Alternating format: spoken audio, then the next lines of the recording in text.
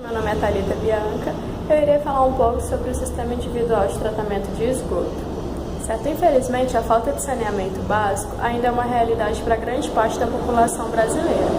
O destino incorreto do esgoto ele acarreta inúmeros problemas, tanto ao meio ambiente quanto à poluição dos rios, dos mares, sem contar no favorecimento de doenças causadas por micro-organismos. Certo que, de acordo com uma pesquisa realizada pela ONU, a cada 19 segundos morre uma criança no mundo por falta de água, no caso água tratada, e saneamento básico. Certo? Primeiramente, a gente vai falar um pouco sobre o que é o esgoto. De acordo com a NBR 7229, o esgoto ele vem a ser uma água residuária, que é a massa líquida composta de esgoto doméstico, despejo industrial admissível ao tratamento do conjunto com o esgoto doméstico e a água de infiltração, certo? O esgoto doméstico ele vem a ser o maior volume de esgoto sanitário.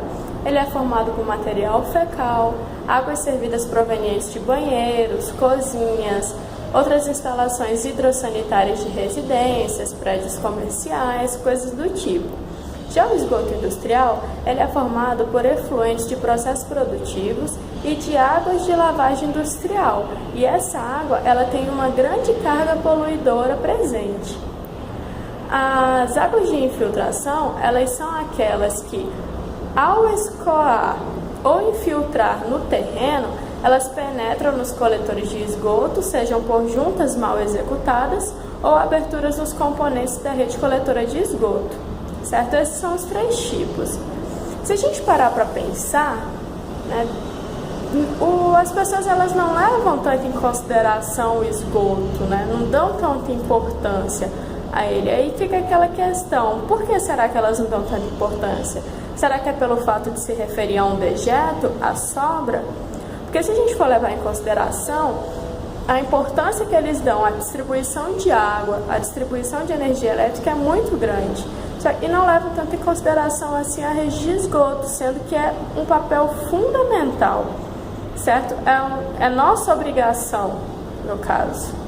Nós, moradores, temos a obrigação de garantir a ligação do nosso imóvel com uma rede pública de esgoto, se caso estiver passando na frente da nossa residência, ou no caso da gente mesmo instalar um sistema individual de tratamento de esgoto. Realizado, nós podemos perceber que uma família gasta em média 240 mil litros de água por ano, e cerca de 30 a 50% dessa água ela é limpa e ela é utilizada para irrigação de jardins ou apenas descartadas pelos próprios ralos, sem nenhuma utilidade, ou para lavagem de garagens, áreas de serviços, coisas do tipo. Daí algumas pessoas, para conseguir reduzir esse custo, tanto financeiro quanto pensando no meio ambiente, certo, da utilização da água, eles produzem cisternas para captar a água da chuva, certo?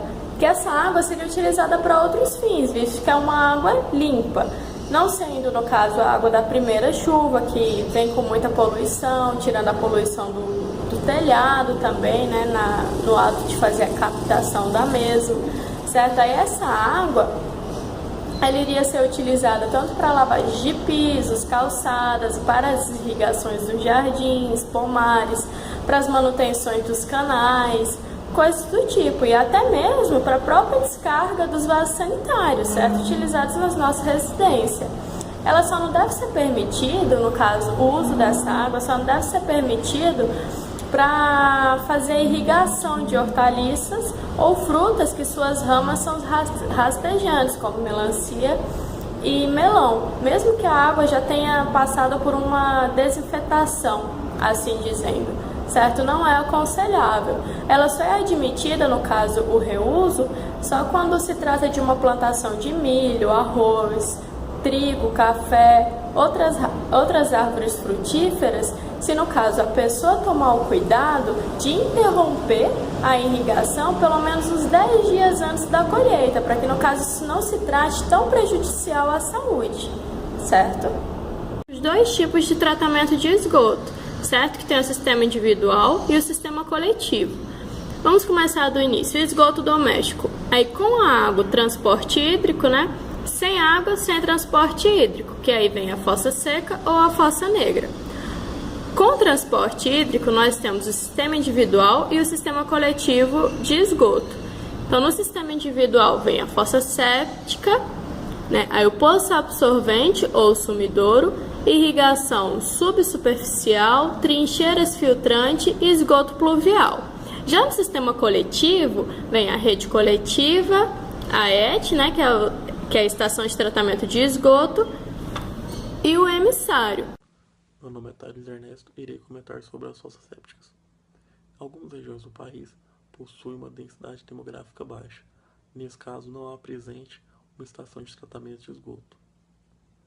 Em casos assim, cada residência é responsável pelo tratamento de seu próprio esgoto.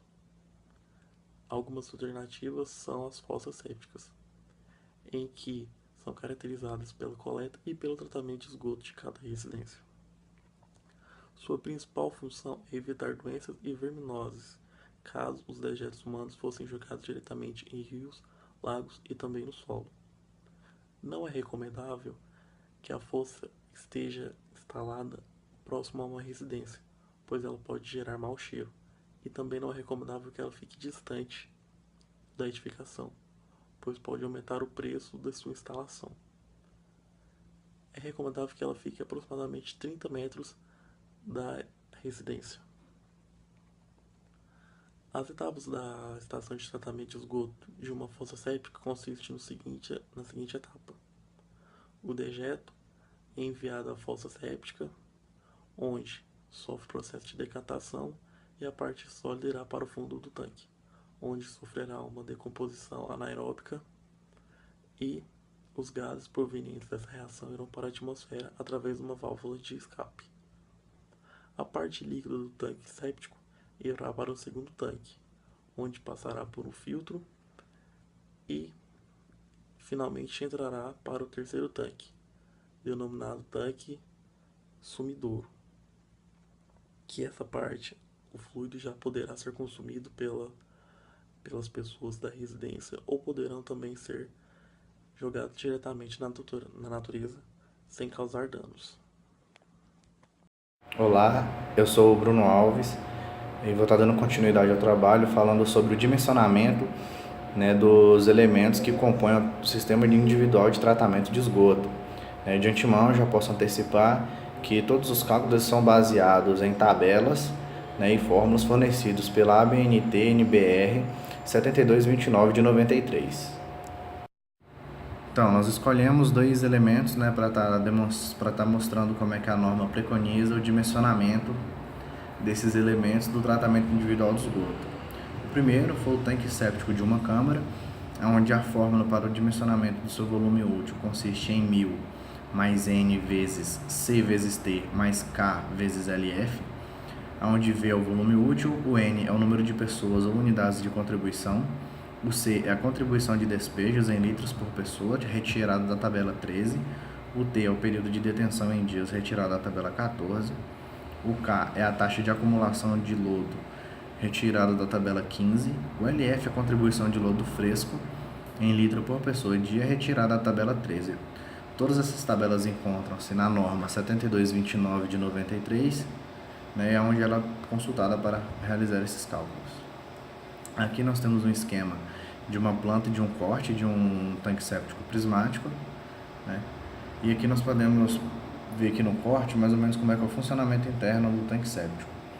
As partículas sólidas do esgoto, elas vão ficar na superfície do líquido ou depositadas no fundo do tanque. Para que as partículas que ficam no nível da água aqui na superfície, elas não sigam adiante do sistema de tratamento, é feito esse sistema de proteção aqui com a tubulação para que apenas o fluido prossiga para a próxima etapa do tratamento individual do esgoto.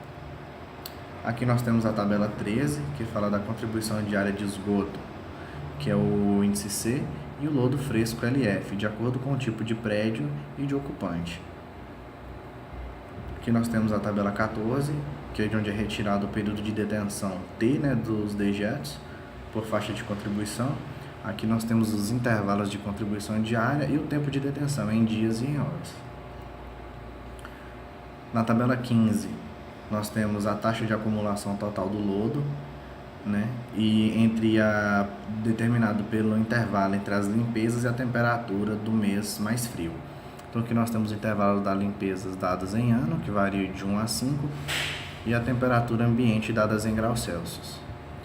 Na tabela 16 nós temos a profundidade útil mínima e máxima, né, de acordo com o volume útil. E aqui nós temos 3 faixas de volume útil para a qual nós vamos admitir profundidade útil mínima e máxima em metros lineares. O filtro sumidouro, suas dimensões são determinadas em função da capacidade de absorção do terreno, né, onde nós calculamos a sua área de infiltração em metros quadrados, que é uma superfície lateral, em função do volume de contribuição diária, né, e pelo coeficiente, dividido pelo coeficiente de infiltração ou percolação do solo. Para o cálculo da profundidade do sumidouro tipo cilíndrico, nós temos a fórmula de área, que é π vezes d, que é o diâmetro, vezes h, que é a profundidade necessária em metros, e que nós temos também que a profundidade ela é dada pela área dividido pelo π vezes o diâmetro adotado para o cálculo. Aqui nós temos um esquema de como que é um sumidouro cilíndrico, nós temos os cortes e nós temos as vistas, né? Aqui é o material filtrante, brita, que é o mais utilizado, areia, que é por onde o líquido vai percolar para o solo. Aqui nós temos uma vista superior mostrando o diâmetro do sumidouro e aqui um esquema de como é que funciona a coleta e o tratamento desse esgoto, né? Então, o esgoto ele sai da edificação, vai para o tanque séptico, onde ocorre a decomposição da matéria sólida pelas bactérias anaeróbias. O fluido ele é direcionado para essa caixa de distribuição, que direciona para os sumidouros, que daí eles percolam para o solo. Essa como a norma preconiza o dimensionamento do esgoto, do sistema de esgoto de tratamento individual. Espero que vocês tenham gostado e que tenha ficado bem clara a explicação. Muito obrigado, valeu!